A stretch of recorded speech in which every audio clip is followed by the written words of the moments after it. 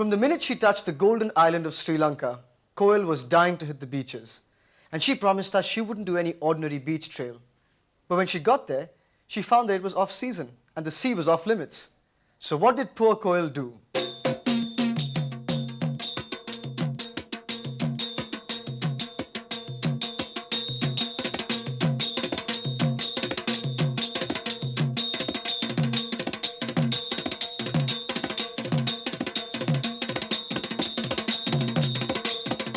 The devil has possessed a soul. The evil must be chased away. The devil dance is called for. It will rid you of your scourge. No, we are not in some ancient part of the world, nor are we traversing centuries. This is here and now. Here, tradition and modernity have no boundaries. This art form of the exorcist dancing has passed on through the centuries unchanged, except today it's not performed to chase away the devil, but to attract tourists.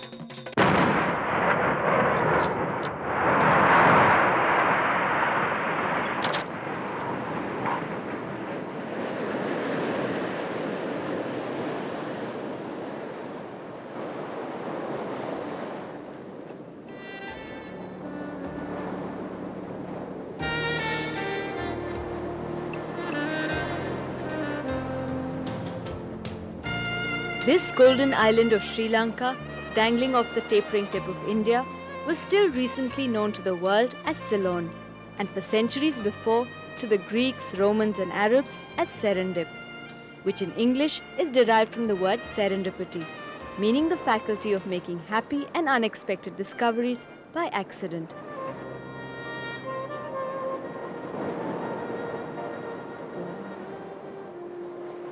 I arrived here in Bentota on the west coast to show you exactly how true this title of serendipity holds. The sea was far too rough for a swim.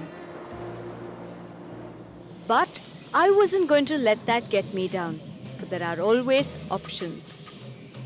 An eerie boat ride through Bentota River was one, so we entered the mangroves looking for excitement.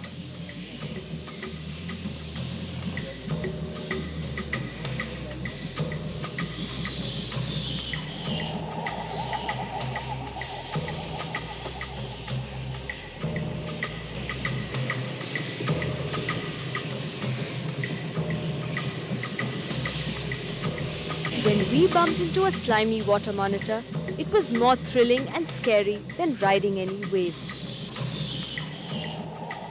If it had decided to come threateningly close, a mast set to drive away evil would have come in handy.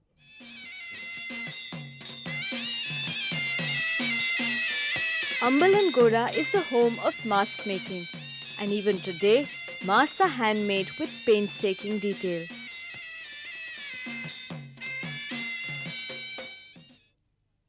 The traditional belief was that when a person fell ill, it was because a devil had been angered. And though these masks look quite scary, they were not used to scare away the devil, but instead to make him happy, so that he'd leave the person in peace. There are 18 different types of masks for the various illnesses of sickness, blindness, deafness, and even madness.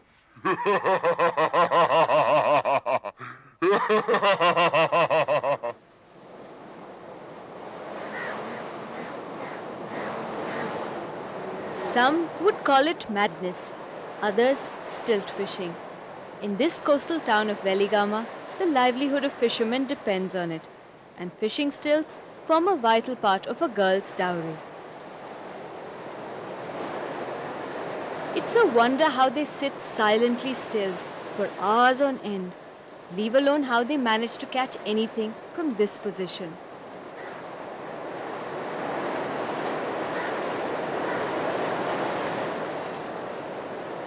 Bored would be an understatement, but I'm not the type to whinge. Yeah, but on the jet skis, no one's gonna Off-season come means behind me water or sports are anything. cheap. Like, I can go on my own. Jet skis, water scooters, banana boats, water skis. I wanted to try them all.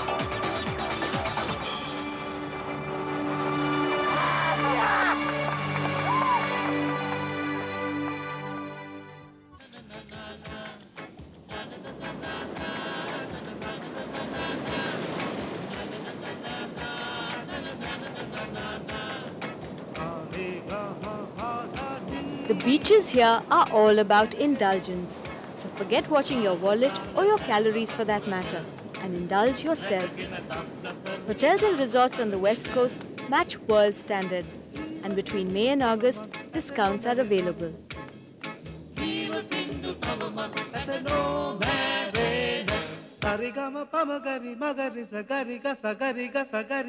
Da din da tak din da.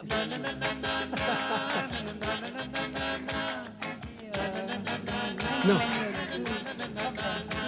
Et puis il faut payer go assistance for. So why don't you ship here? I had breakfast with a French couple who love this place so much that they never leave.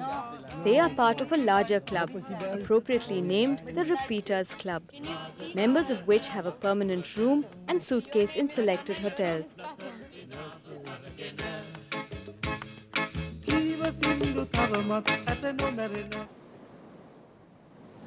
While I considered enrolling in the club, I went sightseeing.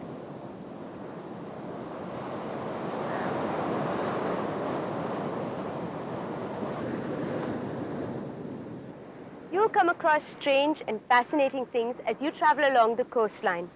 The ancient walled seaside town of Gaul is one. The pace of life, the narrow streets, the colonial mansions all make it look like the way it must have when the Dutch were here.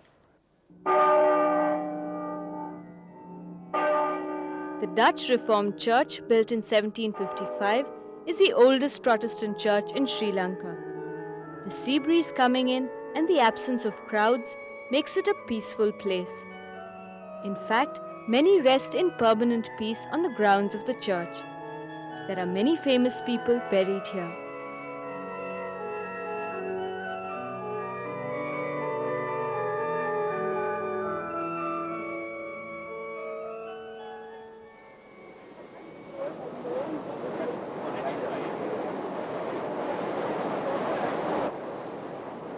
It is said that the Portuguese got the name Gaul from the corruption of the Sinhalese word gala, meaning posting place.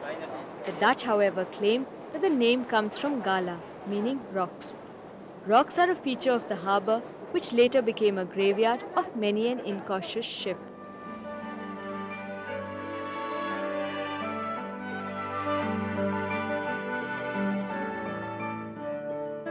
I was hoping I wouldn't share the same fate, as I went off to look at a world of fantasy that lay beneath my feet.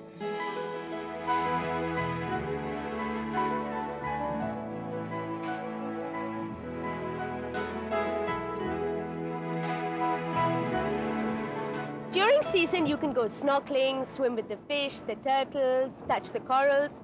But off season, with a choppy sea like this, you have to be content with the view from a glass-bottom boat. The good bit is, you don't have to get wet to see the underwater world.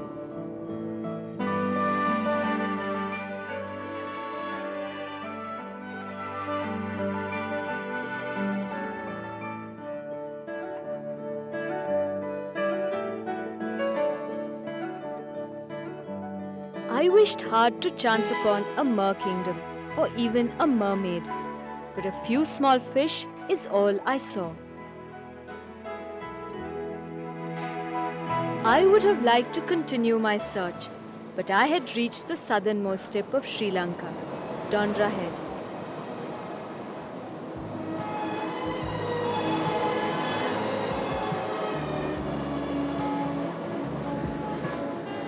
Think about this.